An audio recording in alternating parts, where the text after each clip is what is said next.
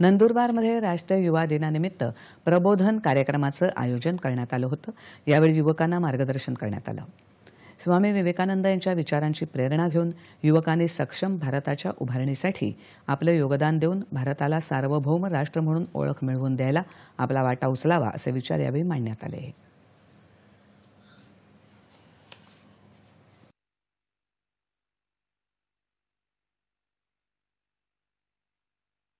स्वामी विवेकानंदांनी युवकांमध्ये अतिशय खूप बळकट पाहिले होते, ज्याने विकसित भारतमध्ये जर ह्या युवकांनी त्यांचं संघटित होऊन जर त्यांचे प्रयत्न टाकले तर भारत हा महासत्ता बनू शकतो।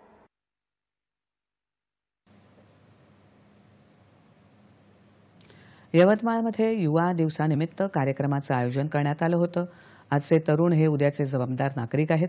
हा स्वामी विवेकानंद यांचा विचार तरुणांनी अंगीकारला पाहिजे असं मार्गदर्शन यावेळी करण्यात आलं।